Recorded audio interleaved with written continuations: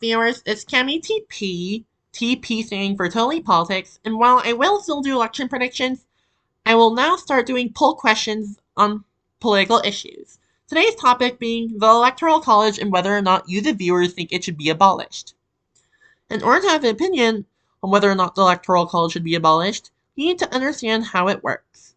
As usual, I will leave my opinions out. The Electoral College is how we've always elected the President of the United States.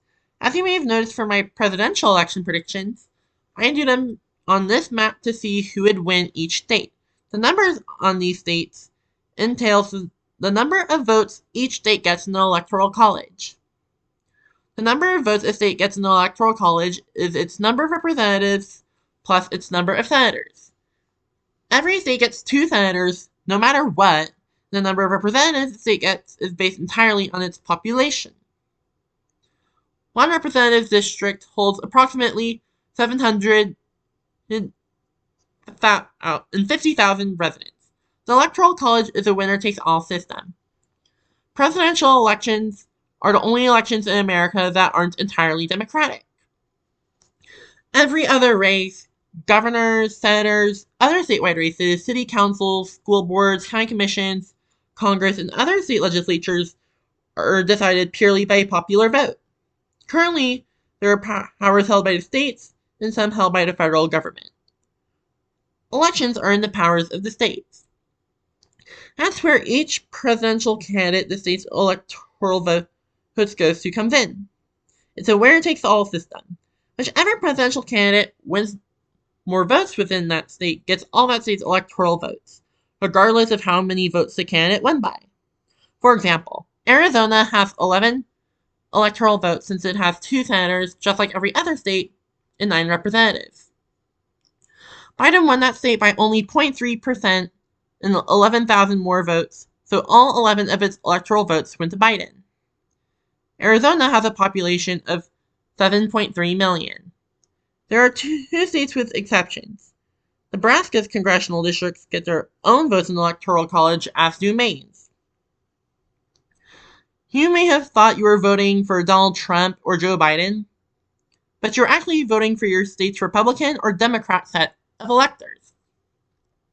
As you can see in the corner, there are 530 votes in the Electoral College, 100 senators since there are 50 states, and 435 members of the House of Representatives. That leaves 3 votes left over. Wonder where those go? Oh, they go to Washington, D.C., the U.S. Capitol. The 23rd Amendment gave them those votes. A presidential candidate can win the popular vote nationwide, but leaves the Electoral College. Of the 59 presidential elections this country has had, 5 of which this has actually happened. One of which was quite recently in 2016. Hillary Clinton won the popular vote by 3 million, but Donald Trump won the Electoral College 304 to her 227, so he won the presidency. This also happened in 2000. Al Gore won the popular vote by about 500, but Bush won the Electoral College 271 to his 266, so he won the presidency.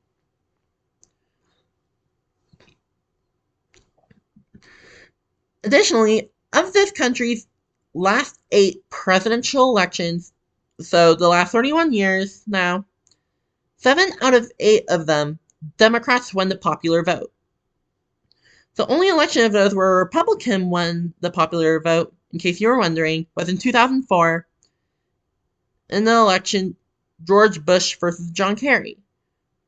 Bush won the popular vote by 3 million, and the Electoral College 286 to John Kerry 251.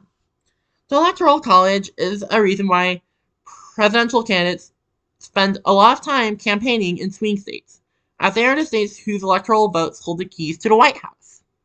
Those who think we should abolish the Electoral College argue that we should be a democracy and that it should be the American people that choose the president and that everyone's vote should count equally.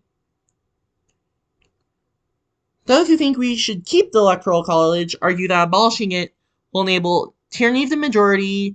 Our founding fathers never intended us to be a democracy, and that we're a republic.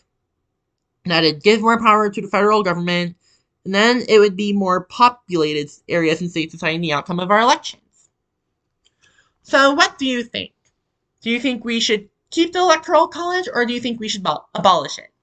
Please let me know in the comments. And thanks so much for watching. Please don't forget to like this vid and sub to my channel.